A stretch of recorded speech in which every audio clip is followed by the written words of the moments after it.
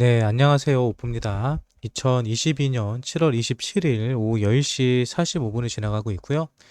오늘 비트코인 관련 어떤 뉴스들이 있었는지 함께 살펴보는 시간, 지금부터 갖도록 하겠습니다.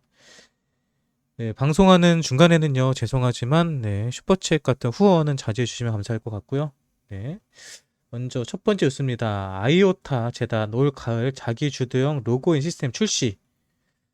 네, 중요한 거는 아이오타 코인 같은 경우는 제가 알기로는 일본 쪽에서 금융기관 쪽에서 사용되는 코인으로 알고 있고요. 예, 그리고 사물 인터넷 관련 코인입니다. 저는 개인적으로 웹3와 좀 연관이 된 코인이라고 하면은 이 아이오타를 좀 생각을 하거든요. 근데 아이오타가 그동안 상당히 조용했습니다. 예, 상당히 조용했는데 좀 오랜만에 뉴스를 통해서 아이오타 재단의 움직임에 대해서 볼 수 있네요. 근데 이번에 개발된 걸 보니까 자기 주도형 로그인 시스템이래요. 자기 주도형 로그인 시스템이 뭔 말인지 잘 모르겠지만, 네, 아무튼 새로운 이 보안 시스템에 대해서 개발이 되는 것 같아요. 그래서 아이오타 업비트에도 상장되어 있는 코인입니다. 이 코인 혹시라도 들고 계시는 분들 있으시면 아니면은 오늘 처음 들어봤다 하시는 분들 있으시면은 한번 지켜보시는 것도 나쁘지 않을 것 같아요. 상당히 웹3가 저는 뜨게 되면은 이 아이오타 또 최근에 일본 쪽 움직임이 좀 좋거든요. 근데 아이오타 같은 경우는 일본 쪽이 자금이 좀 흘러 들어온 이런 코인들이기 때문에 좀 주목해 볼 만한 필요성이 있습니다. 그리고 뭐 러시아 경제개발부 NFT 규제 위에서 기존 법률 개정안을 제출할 계획이다라고 합니다. 러시아 같은 경우는 NFT가 상당히 본인들에게는 상당히 불편할 거예요. NFT 같은 경우는 그러니까 어떻게 좀 사용이 되냐면요.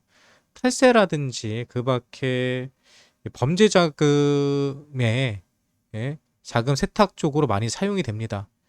예를 들면 이런 거죠. 이거 실제로 많이 사용이 돼요. 어떻게 사용되냐면 그 증여로 생각해 봅시다. 증여를 하게 되면은 증여세라든지 이런 게 엄청나게 상속세라든지 많이 나오죠. 근데 이런 모든 것들이 NFT로 거래로 하면 깔끔하게 해결이 돼요.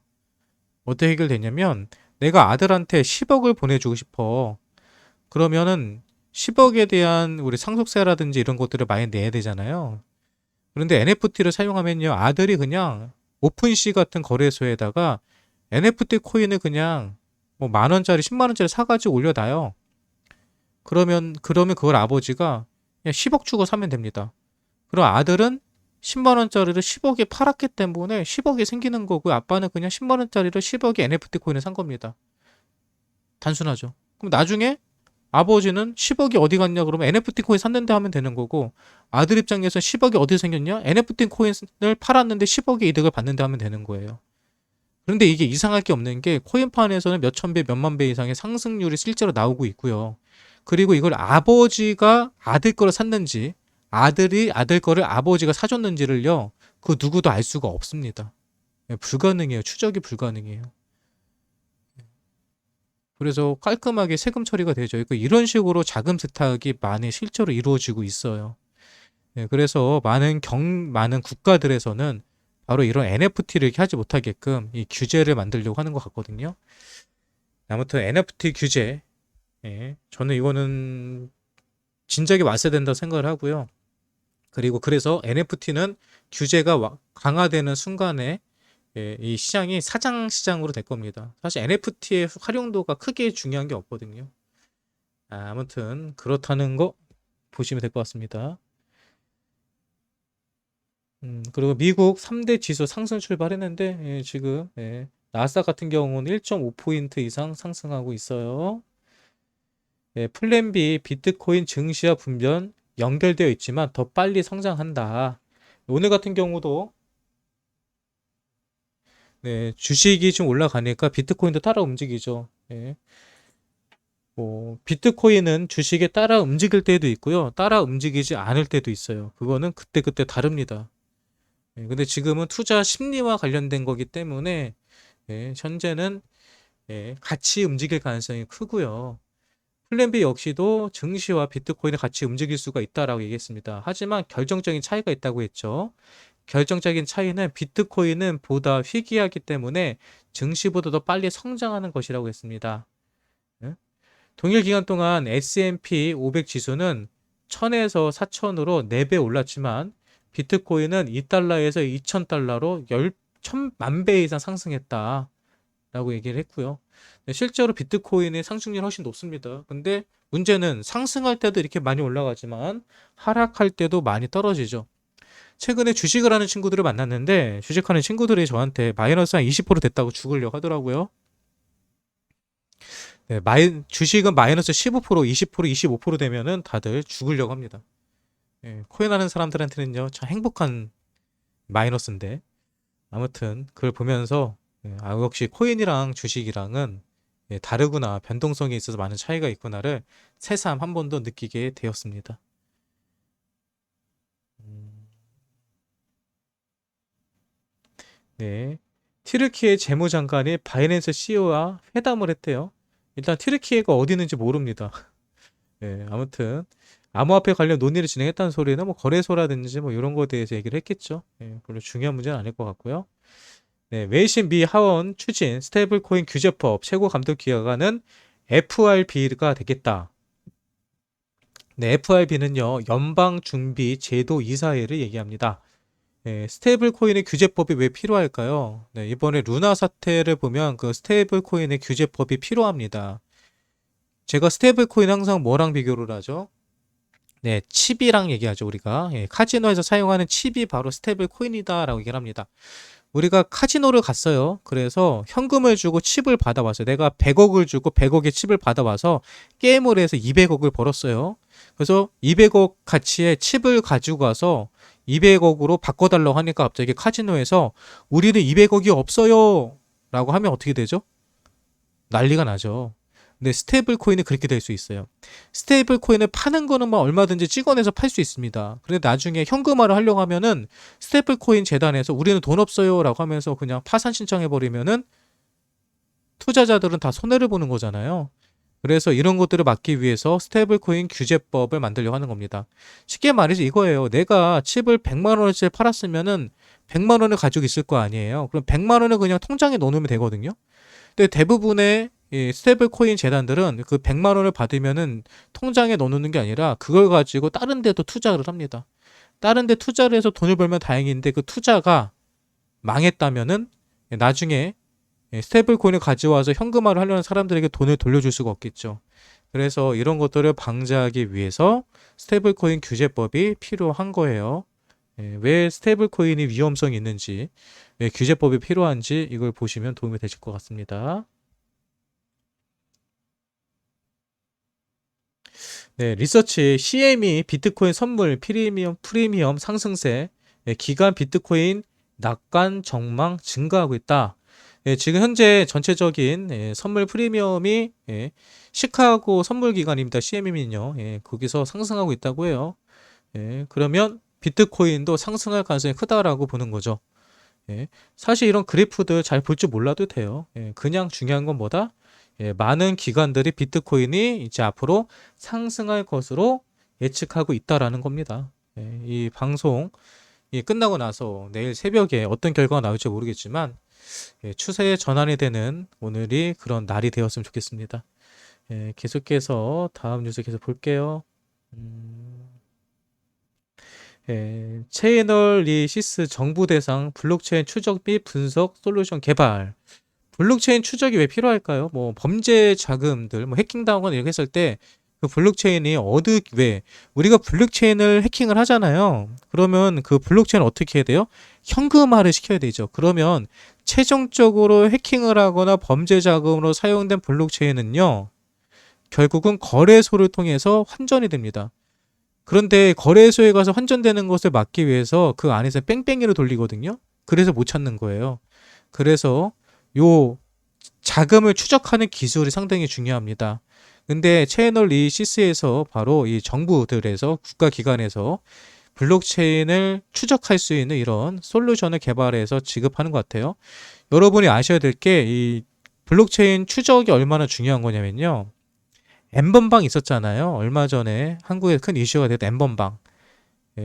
그런 N번방에서도 결국은 그 N번방 그 범죄자들을 잡은 방법이 바로 비트코인이었습니다.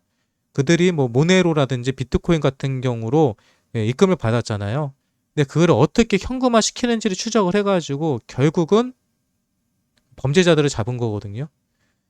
그래서 이 블록체인 추적 기술은 상당히 중요하다라는 것을 우리는 기억하면 될 것 같습니다. 그냥 그런 게 있다라고 이해하시면 돼요. 네, 애널리스트를 메탄 이용해서 저렴하게 비트코인 채굴이 가능해졌다라고 합니다. 이 비트코인 채굴하는 부분에 있어서 이 에너지를 낭비한다는 게 상당히 큰 이슈죠. 그렇게 가장 비트코인 채굴에 대해서 부정적인 시각을 보는 게 자연을 그 오염시키고 또 에너지를 많이 사용한다 이런 건데, 사실 뭐 에너지를 소비시키는 것뿐이 없습니다. 특별하게 비트코인이 막 자연을 훼손시키진 않아요. 오히려 많은 공장들이 더 폐쇄, 더 자연의 환경을 파괴하죠.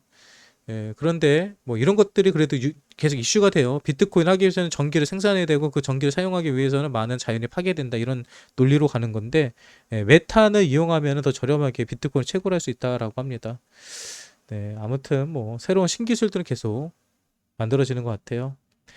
리서치 이번 약세장 비트코인 최대 낙폭이 74%였다. 그리고 아직도 더 하락할 가능성이 있다라고 합니다. 근데 뭐 이거 같은 경우는 기존의 반감기를 기준으로, 기존의 패턴 매매를 기준으로 얘기하는 거거든요. 기존에 이렇게 떨어졌을 때 더 오랜 기간 횡보했고 또 오랫동안 하락을 했었다, 이 기준인데, 어디까지는 이거는 패턴적인 얘기죠. 과거의 움직임을 가지고 분석한 거기 때문에 과거에 이랬으니까 이번에도 이럴 것이다 라고 예측은 해볼 수 있지만 이게 정답이 될 수는 없습니다. 그래서 이런 것들은 더 하락할 수도 있는 관점이 있구나, 그리고 하락을 보는 관점이 있는 사람들은 기존의 패턴을 보고 하락한다라고 하는구나 라고 아시면 됩니다. 우리는 선택할 수가 있겠죠.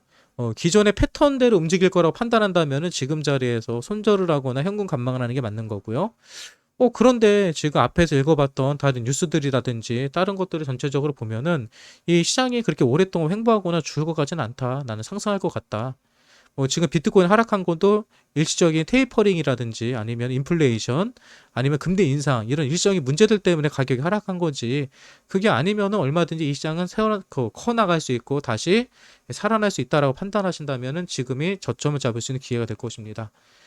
어떤 선택을 하시던 그건 여러분 스스로가 판단하시면 되는 거고요. 저는 개인적인 저희 관점을 물어보신다면 저는 상승 관점으로 보고 있습니다. 네, 발키리 CEO 비트코인 현물 기반 ETF SEC 거래소 등록돼야 승인될 것이라고 했습니다. SEC의 거래소가 등록돼야 된다? 이게 무슨 얘기예요? 암호화폐 거래소가 공식 규제 지침에 따라 미국 증권거래위원회 SEC에 등록되기 전까지는 비트코인 현물 기반 ETF 출시 승인이 어려울 것이라고 생각한다고 말했다. 개인 생각입니다. 그냥. 이와 관련해 그는 우리는 비트코인 현물 기반 ETF 출시라는 목표를 갖고 노력하고 있다. 하지만 SEC의 거래소 등록까지는 시간이 걸린다. 거래소가 SEC에 되기까지는 12개월에서 18개월이 걸릴 수 있으며 안타깝게도 이는 비트코인 현물 기반 ETF 출시 시점을 가늠할 수 있는 현실적인 시간이다라고 얘기했습니다.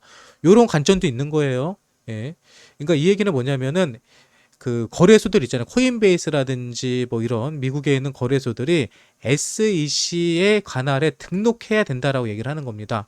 그런데 요거에 대해서는 저는 약간 반론을 제기할 수 있는 게, SEC는 미국 증권거래위원회죠. 근데 코인베이스는 증권을 거래하는 거래소가 아닙니다. 코인을, 암호화폐를 거래하는 거래소죠. 암호화폐를 거래하는 거래소가 과연 미국 증권거래위원회에 등록이 되어야 하는 것인가? 한번 생각해 볼 문제죠. 요거에 대해서는 그냥 개인 의견 정도로 저는 받아들이겠습니다. 만약에 SEC로 만약에 흡수가 되면요, 문제가 많아져요. 코인판 죽습니다.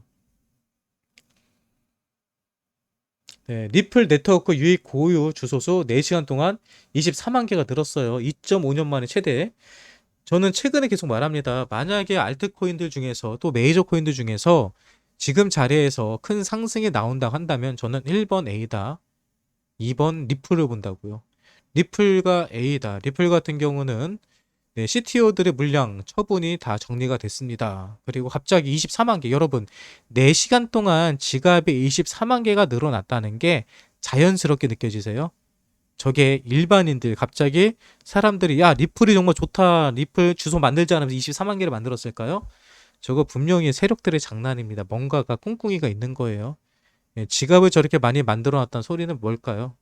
예, 저거 지갑 쪼개기로 보입니다. 저 개인적인 생각으로는요. 네, 아무튼 리플 뭔가가 밑에서 꿈틀꿈틀 뭔 짓을 하고 있다. 예, 어떤 꿍꿍이가 있다. 냄새가 난다. 저는 그렇게 생각을 합니다. 저의 관점입니다. 개인적인 정답이 아니에요.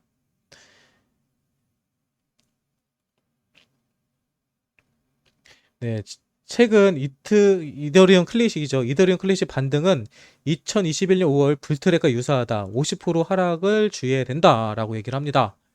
2021년 5월에 발생했던 불트랩. 네, 우리는 뭐라 그래? 불트랩이라고 하지 않고 우리는 부처빔이라고 그러죠. 부처빔이 있을 때 패턴과 비슷하다라고 합니다. 그리고 이더리움 클래식의 가격이 13.65달러까지도 떨어질 수도 있고 지금 가격에서 50% 정도 떨어질 수 있다고 보는데요. 요거는 저도 인정. 항상 제가 하는 얘기가 있죠. 많이 올라간 코인은 많이 떨어진다. 그리고 올라간 거 대비 0.618짜리까지 61.8%까지 떨어질 수 있다라고 항상 얘기를 드립니다. 그래서 이더리움 클래식 저는 지금 자리에서 4만 원까지도 갈 수 있다라고 계속 얘기를 드려요. 하지만 사지 말라고 그러죠. 왜? 4만 원까지 갈 수 있지만 지금 자리에서 50% 60% 떨어질 수 있는 자리입니다. 조심하자라고 항상 말씀드려요. 올라가는 코인은 그냥 지켜만 보시고요. 내 코인 아니면은 그냥 관심 너무 두지 마세요. 네, 네임드 이더리움 고래 지난 24시간 동안에 3,860원어치의 시바이누를 매수했다고 합니다. 이것도 뭔가 이유가 있는 거예요. 뭔가 이유가 있는 겁니다. 근데 저는 여러분 이거 생각해 보실래요? 왜 이럴까? 상식적으로 시바이누를 3,860원어치 산다는 소리는 그냥 사진 않았을 거 아니에요. 그냥 사진 않았을 거 아니에요. 이거를. 안 그래요? 뭔가가 냄새가 나지 않아요? 예. 왜 샀을까? 이거 이번에만 나온 게 아니고 얼마 전에도 비슷한 뉴스 나왔어요, 이거. 이거 한번 검색해 볼까? 검색해 볼까요?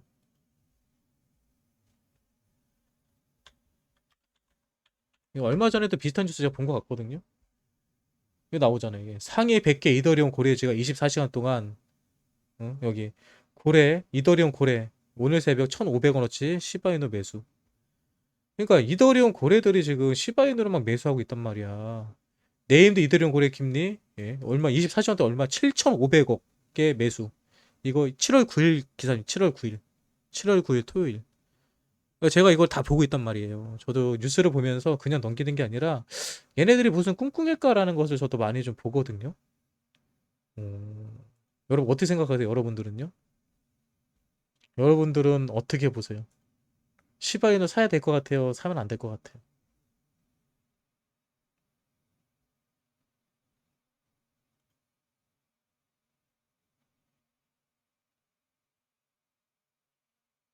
자, 제 개인적인 관점 얘기할게요. 네, 저 같은 경우는요, 시바이누 사면 안 될 것 같아요. 여러분들 생각이랑 제 생각이 다르죠. 오빠님, 이더리움 고래들이 지금 시바이누 사고 있는데 왜 사면 안 돼요? 이거 저 자전거래 같아요. 너무 세.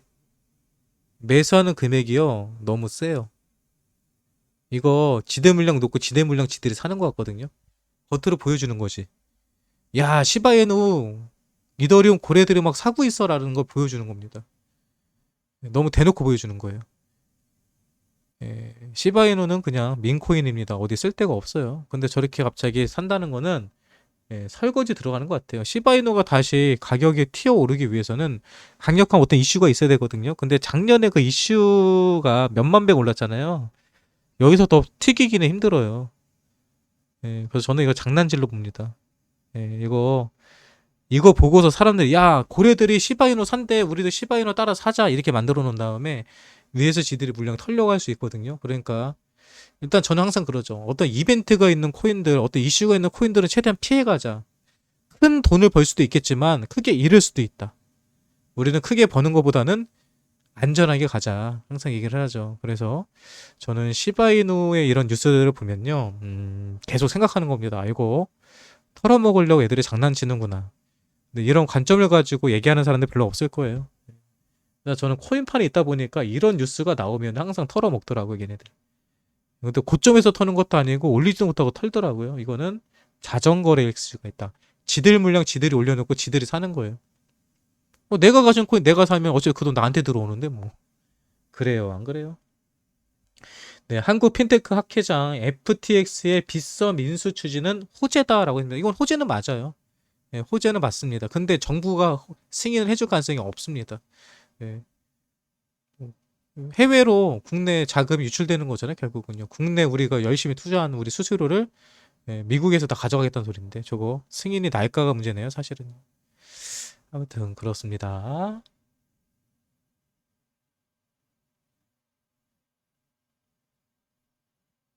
네. 분석 미 연준 금리 75bp 인상 시 비트코인은 10% 이상 하락 가능성이 있다. 정말 그럴까요? 여러분 오늘은 거의 0.7포인트 올라간다고 보면 되거든요. 근데 지금 전 시장에서는 반대로 볼 것 같은데 분석입니다. 어디까지나 이거는요. 네. 음. 지금 0.75%가 거의 확실시 되는데 이것 때문에 패닉셀이 나올까요? 지금 0.5를 기대하는 사람이 있어요? 여러분 이 방송 보시면서 0.5포인트 올라갈 거를 기대하는 사람이 있어요? 전 기대 안 하는데 1%만 아니면 다행이라고 생각을 하는데 0.75% 상승하면요 아마 뉴스에서는 이렇게 나올 거예요. 시장의 예상에 부합했다. 그래서 상승세 뭐 이런 식으로 기사가 뜨면서 올라오지 않을까요? 네, 저는 개인적으로 그렇게 봅니다.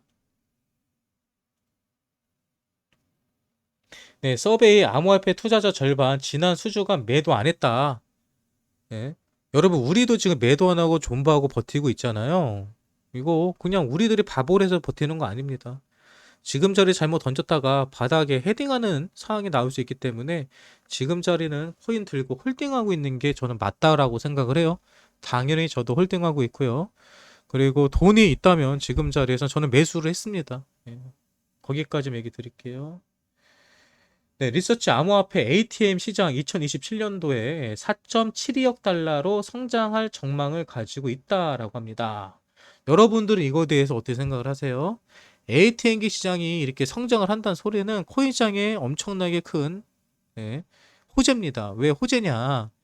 지금 여러분들 비트코인 하고 싶어도요, 우리 어머님들, 우리 주위에 있는 다른 사람들요, 못합니다. 왜? 거래소에 가입하기도 어렵고요. 가입만 하면 돼요. 우리가 계좌를 만들어야 되잖아요. 계좌 만드는 것도 힘들어요. 불편하고. 계좌 만들고 입금시키고 뭐 트래블이라고 해가지고 코인을 여기저기 옮기기도 힘들고요. 복잡합니다, 진짜로. 코인 사려면요 너무 힘들어요. 그래서 저한테도 돈 주면서 코인 사달라고 부탁하는 사람들이 많아요. 그런데 ATM기가 딱 만들어지면요 그 모든 게 해결됩니다. 거래소에서 코인을 안 사도 돼요. ATM기를 통해서 코인을 사고 팔고 할 수 있습니다. 얼마나 편해요. 거래소가 굴러다니는 거예요. 움직이는 거고요. 예. 그래서 ATM기가 이렇게 많이 보급이 된다는 것은 분명히 코인 시장이 엄청나게 저변이 확대되는 거기 때문에 상당히 큰 호재다라고 보실 수 있어요. 네, 미 상원의원 최근 암호화폐 산업이 붕괴한 거는 SEC 책임도 있다라고 하였습니다. 그들이 암호화폐 기업들에게 명확한 규제 지침을 제공하지 않았으며 디지털 자산 및 관련 서비스의 기존 증권법을 어떻게 적용할 것인지에 대해 명확한 기준을 제시했다면 작금의 사항은 달라질 수 있었다라고 지적했다. 현재 뭐 루나라든지 여러 가지 증권형 코인들, POS 코인들이 문제가 좀 많이 나왔었죠. 근데 그럴 수밖에 없는 게 SH에서 뭐가 증권이고 뭐는 증권형이 아니다. 뭐는 불법이고 뭐는 불법이 아니다라는 정확하게 규제를 마련해 줬으면은 거기에 맞춰서 투자자들도 저거는 규제에 부합한 코인이니까 투자해도 되겠다. 저거는 규제랑 빗나간 재단이네. 그럼 저기서 하는 코인은 사면 안 되겠다. 이런 기준점이 만들어지거든요. 근데 현재 SH에서는 이것도 아니고 저것도 아닙니다. 그냥 뭐 없어요. 드러난 게. 특별하게 뭐 나온 법이 없습니다. 그러니까 우왕좌왕하는 거예요. 그러니까 그런 사이에서 사기치는 업체들도 많이 나오고 그로 인해서 피해보는 많은 투자자들도 생기는 거겠죠. 네, 되게 중요한 얘기예요. 네, 유럽은행 감독청장 현재 암호화폐 감독 능력 역부족이다. 일단 알아야지 뭐. 이 시장이 아직까지도 초기라는 게 이런 거 보면 알 수 있어요. 네, 여러분들은 지금 큰 돈을 벌 수 있는 아직도 기회가 많은 암호화폐 시장이 있습니다. 물론 큰 돈을 잃을 가능성도 커요. 어떤 코인이 살아남을지 어떤 코인이 망할지는 모르기 때문에 그러죠. 네, 금융위 주요 5대 거래소의 사업자 종합검사는 간담회로 대체하겠다. 개개별로 하는 게 아니라 그냥 간담회 하겠다 하는 것 같아요.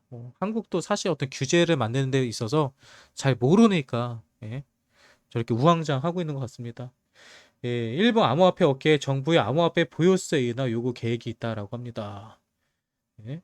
이번 주 내에 정부의 법인세 인하를 요구할 계획이라고 보도했다. 이와 관련해 미디어는 두 기관은 일본 금융청에 기업의 토큰을 발행하거나 보유할 때 납부해야 하는 세금을 인하해달라는 내용의 제한이 담겨 있다라고 했습니다. 현재 일본에서는 암호화폐 보유에 따른 미시력 이익에 대해서 30% 수준의 법인세를 부과하는데 이는 암호화폐 기업들의 부담으로 작용하고 있다라고 설명했습니다.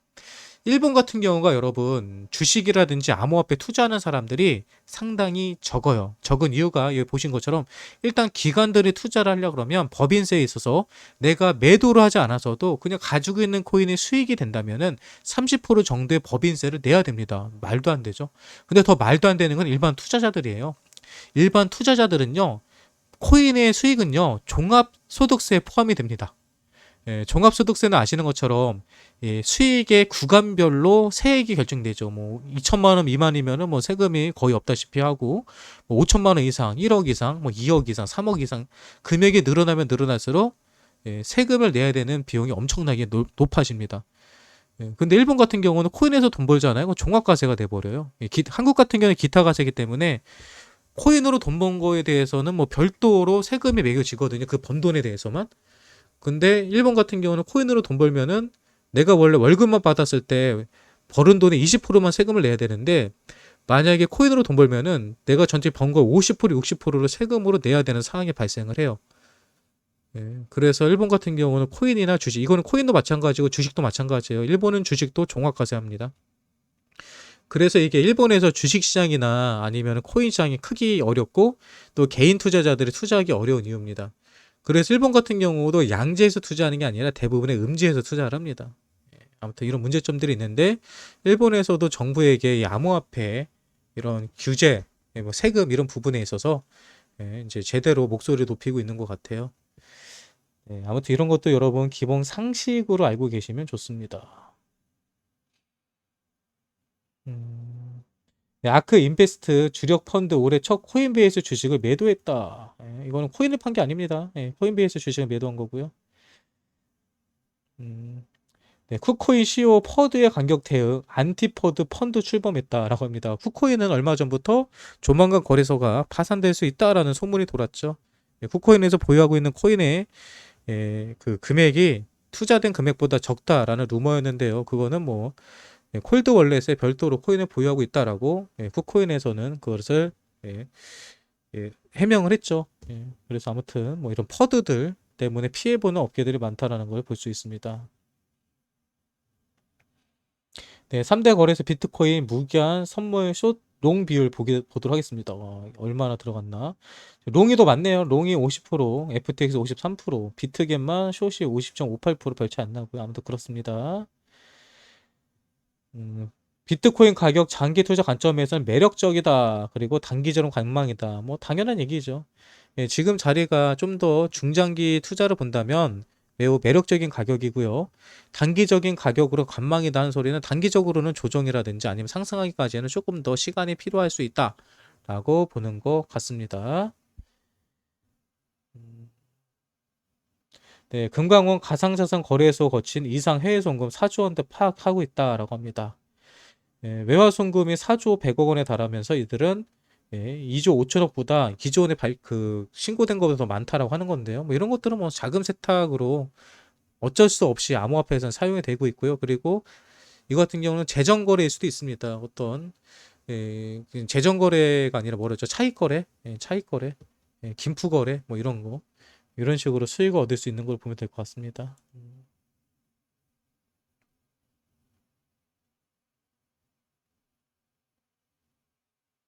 한국 같은 경우도 슬슬 가상자산에 대해서 회계 감사 가이드라인 마련하고 있다고 하죠.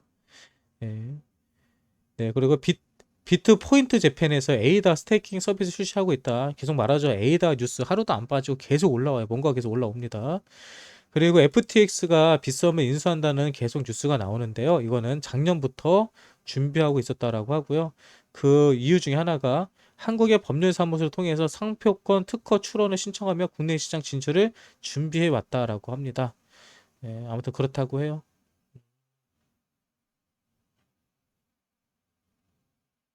네, 테라 대표 권도영 또 신현성 출국 금지되어 있고요. 권도영은 국내에 들어오면은 바로 자동으로 통보되도록 하고 있다고 하네요. 네, 상반기 출범 웹3 투자 펀드에 107개의 새로운 투자 펀드가 만들어졌고요. 400억 달러 이상이 여기 투자됐다고 합니다. 여러분, 코인판이 죽어간다고 하면은 과연 이런 큰 돈들이 투자가 될까요? 그리고 투자된 품목이 바로 웹3죠. 웹3 쪽.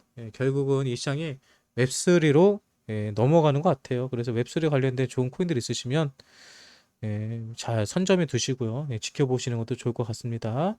위메이드 2분기 위믹스 현금화 제로 보유량이 7.3억 개다. 일단 위믹스 제도에서 위믹스를 재단에 팔지는 않았다고 하네요.